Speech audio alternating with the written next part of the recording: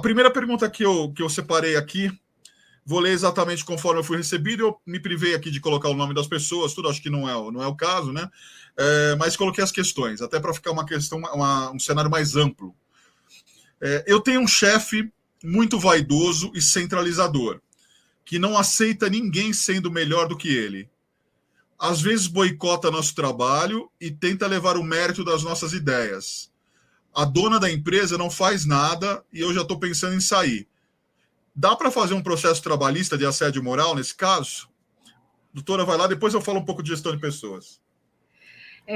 Não, com certeza. Existe essa possibilidade. Na verdade, a legislação, ela deixa claro que, a partir do momento que existe qualquer tipo de conduta, que essa conduta traga qualquer tipo de humilhação, qualquer tipo de vergonha, qualquer tipo de constrangimento ao trabalhador, e o seu empregador, ele não toma uma atitude para coibir e para não fazer com que essa conduta vá à frente, existe a possibilidade de entrar, sim, com uma ação, uma reclamação trabalhista, com base no artigo 484 da CLT, colocando também como base 933 do Código Civil, levando em consideração que o empregador ele é responsável pelas condutas dos seus empregados.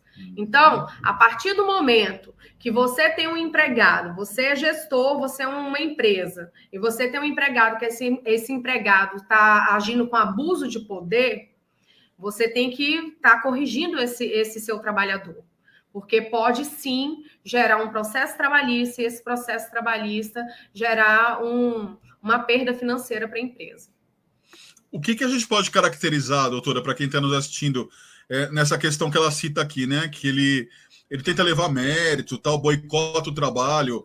O que a gente, um exemplo que a gente pode citar que seria um boicote, por exemplo, de trabalho? O que a gente poderia dar como exemplo para quem nos assiste?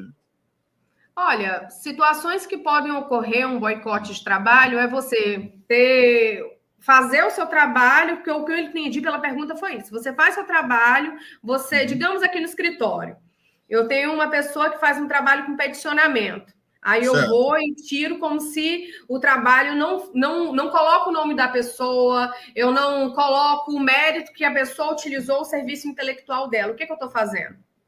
Eu estou tirando vantagem sobre o serviço dela. O que essa pessoa vai se sentir? Essa pessoa vai se sentir menosprezada. Ela vai se sentir menos.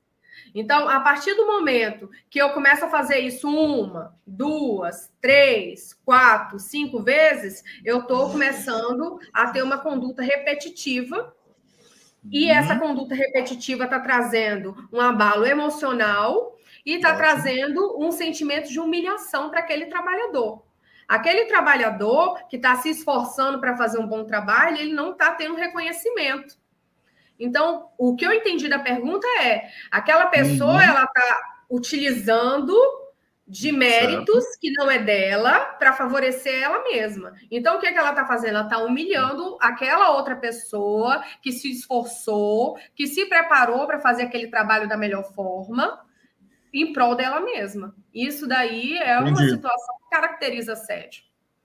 E, por exemplo, ele pode pegar e fazer o quê? No caso, ele documentar, além de um testemunho, claro, documentar situações assim, né, doutora? Eu creio que seja o caminho.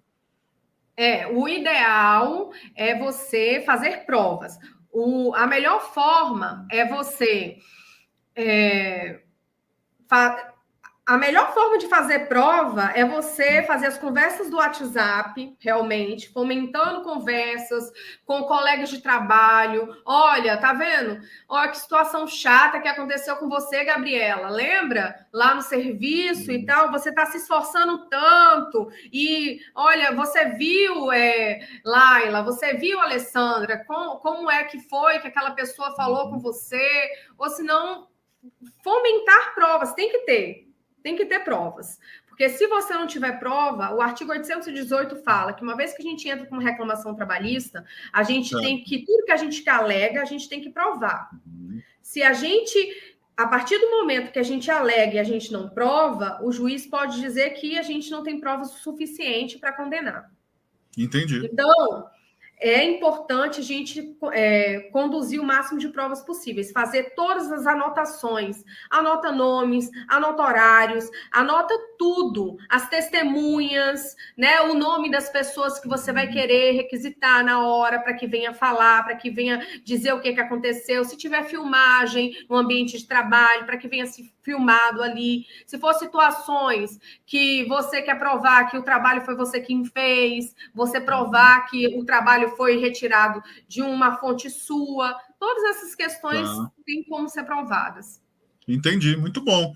E para vocês que estão nos assistindo, vocês viram, criar a prova, quando a doutora fala, né, não é você inventar uma prova, não. Você vai documentar aquilo que existe, para vocês poderem, né, apresentar isso diante do juiz, até a doutora poder representar vocês e falar, olha, ele está alegando, não é a palavra dele contra ele, está aqui, os fatos estão comprovando. E como gestão de pessoas, eu falo que, assim, uma situação dessa é uma situação muito complexa, porque você tem que ter líderes para poder ajudar. Os líderes estão ali para poder serem facilitadores dos colaboradores e direcionar o trabalho. Não para serem omissos, ficarem escondidos, e principalmente não participarem do processo todo e depois levar para a dona, que no caso é a dona da empresa, né?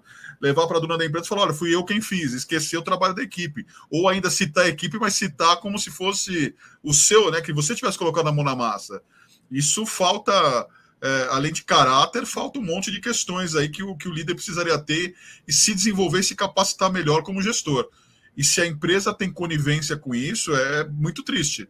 É muito triste. É um trabalho muito, muito árduo que tem que ser feito de transformação e mudança, ou ainda uma coisa mais, não diria trágica, mas polêmica, que saia da empresa, vai procurar um lugar onde você vai trabalhar honestamente, com um ambiente correto, onde você vai ter uma gestão correta e que vai entender que empresa se faz de negócio, sim, mas também de gestão de pessoas.